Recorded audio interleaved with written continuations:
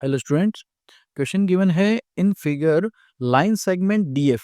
जो आप देख रहे हो डीएफ लाइन है वो इंटरसेक्ट कर रही है साइड एसी को of A triangle ABC at the point ई पे। ठीक है, तो ये जो पॉइंट ई है यहाँ पर ये लाइन एसी और डीएफ जो है इंटरसेक्ट कर रही है such that E is the mid point of C है। तो ये जो ई है वो मिड पॉइंट दिया हुआ है, तो हम ये मान सकते हैं ये जो सी साइड है ये और ये जो ई साइड है ये दोनों इक्वल हैं। ये गिवन है हमें, तो हम इसे गिवन में भी लिख सकते हैं कि गिवन है कि C E equals to A E and आगे लिखा हुआ है and angle A E F equal to angle A F E. तो ए ई एफ जो है वो कौन सा एंगल है, ए ई एफ ये वाला एंगल है और एंगल ए एफ ई ये वाला एंगल है। ये दोनों एंगल इक्वल हैं। तो अब जो है इन दोनों एंगल के अकॉर्डिंग ये जो ए एफ ई ट्रायंगल है ये आइसोसेलेस ट्रायंगल हो गया। ठीक है, और अब हमें प्रूव करना है कि B D by C D is equal to B F by C E. ये प्रूव करना है। तो देखिए बी डी जो है वो ये साइड है बड़ी बी डी ये वाली एंड सी डी ये इसी में ये पार्ट है और बी एफ ये वाला पार्ट है और सी जो है वो ये वाला पार्ट है। अब ये किसी भी एक पर्टिकुलर एक ट्रायंगल में ये पार्ट्स नहीं बन रहे हैं। ठीक है, तो अब हम अगर देखें ये जो बी डी और सी डी लेफ्ट साइड वाले पार्ट है वो इस बी डी एफ ट्रायंगल के पार्ट्स हैं। ठीक है, सिर्फ सी जो है उसका पार्ट नहीं है, अदरवाइज बाकी सारी साइड्स तो आ रही हैं। तो हमें मतलब इसी ट्रायंगल में कुछ करना होगा और जैसे साइड्स की रेशियो दी हुई है तो हम यहाँ पे बीपीटी का यूज़ करने की सोच सकते हैं। ठीक है, तो बीपीटी यूज़ करने के लिए हमें कंस्ट्रक्शन करनी पड़ेगी। हम एक लाइन कंस्ट्रक्ट कर लेते हैं, लिख देते हैं कंस्ट्रक्ट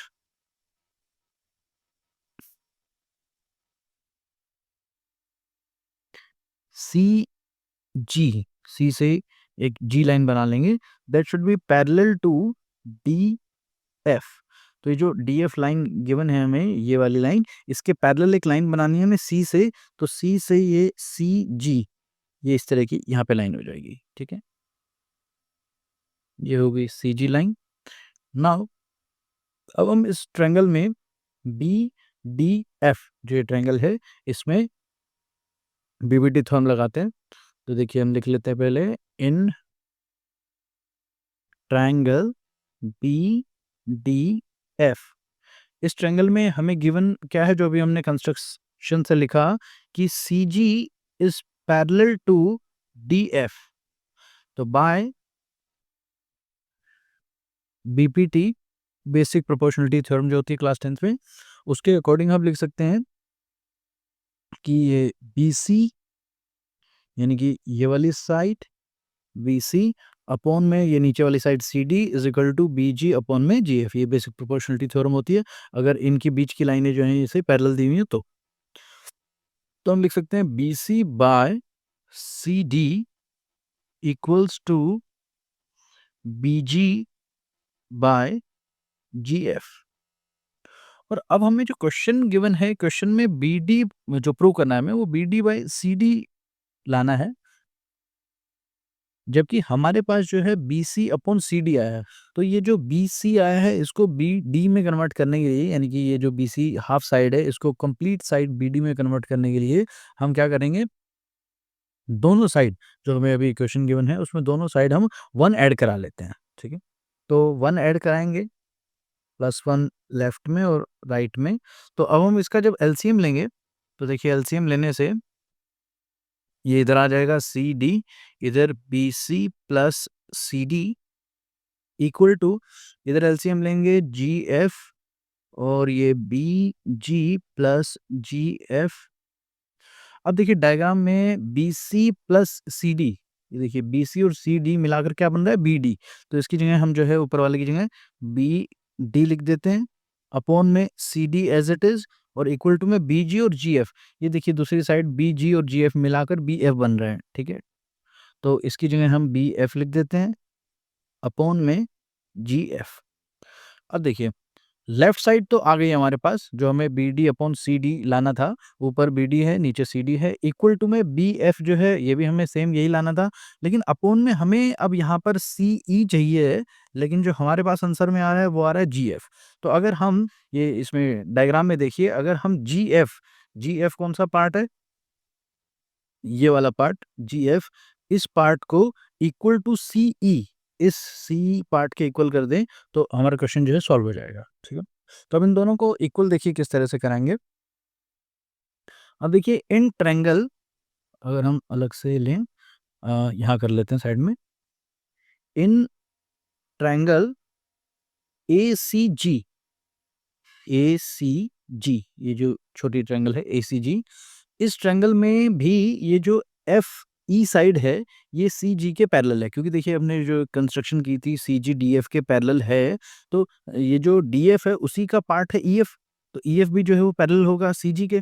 तो हम यहाँ लिख सकते हैं कि ई एफ या एफ ई कुछ भी लिखिए, F E parallel to G C, F E जो है वो जी सी के पैरेलल है। तो अगर ये दोनों पैरेलल हैं तो हम इसमें भी अगर बीपीटी लगाएं तो हम यहाँ लिख सकते हैं कि A F by F G equal to A E by E C, और ये हमने लिखा है बाय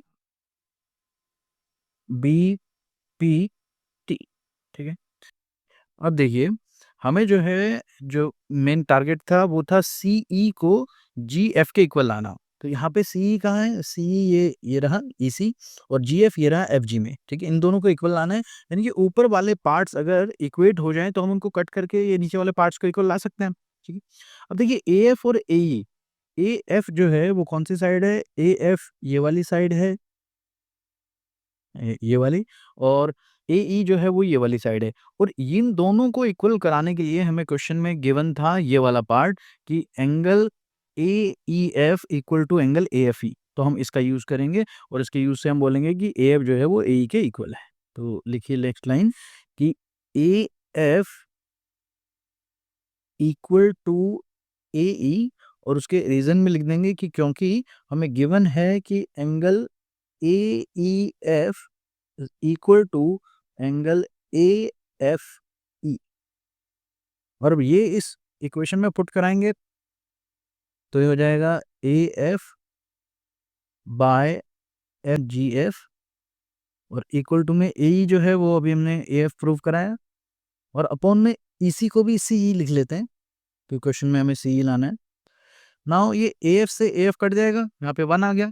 अब इसको क्रॉस मल्टीप्लाई करेंगे तो ये आ जाएगा हमारे पास C E equal to G F, और ये जो हमने लेफ्ट साइड में ये प्रूव की थी B D by C D, इसे हम जो है ये फर्स्ट इक्वेशन मान लेते हैं।